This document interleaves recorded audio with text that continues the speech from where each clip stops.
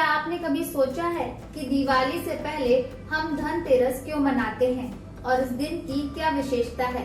तो चलिए आज की इस खास रिपोर्ट में हम इस दिन के महत्व और हिंदू धर्म से जुड़ी कथाओं और उनकी मान्यताओं के बारे में जानते हैं।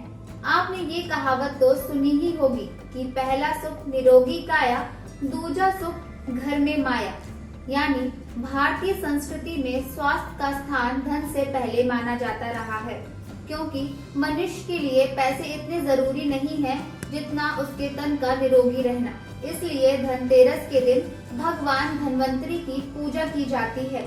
और भगवान धन्वंतरी की पूजा क्यों की जाती है, इस कथा का वर्णन भी शास्त्रों में दिया गया है, जिसके अनुसार समुद्र मंथन के दौरान कार्तिक कृष्ण त्रयोदशी के दिन भगवान धन्वंतरी अपने हाथों में अमृत कलश लेकर प्रकट हुए थे, जिन्हें भगवान विष्णु का अंशावतार भी माना जाता है।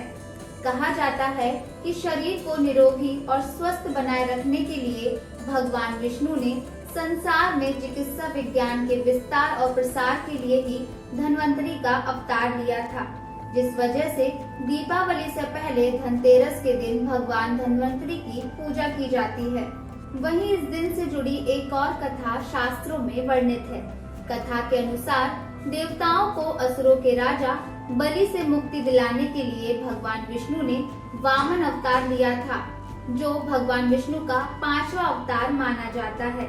इस अवतार में वे अलबत्ता बौने ब्राह्मण के रूप में प्रकट होकर राजा बलि के यज्ञ स्थल पर पहुंच गए थे, जहां असुरों के गुरु शुक्राचार्य ने उन्हें उस रूप में पहचान लिया था और राजा बलि को उन्हें दक्षिणा देने के लिए मना कर दिया था, ताकि हर बार की तरह इस बार भी भगवान विष्णु असुरों को न छल सके। लेकिन राजा बलि ने अपने गुरु की एक न सुनी और घर आए ब्राह्मण को दान देने से मना नहीं किया।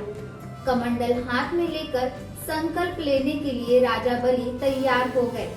बलि को संकल्प लेता देख गुरु शुक्राचार्य बहुत ही सूक्ष्म रूप धारण कर उस कमंडल में जा बैठे, ताकि कमंडल के जल का निकास द्वार बंद हो जाए। लेकिन भगवान विष्णु कम गुणी नहीं थे। वामन अवतार को गुरु जी की चाल समझ आ गई और उन्होंने जल का निकास द्वार खोलने के लिए तिनके को ऐसे रखा कि शुक्राचार्य की एक आंख फूट गई और वह कमंडल से छटपटाकर बाहर निकल आए।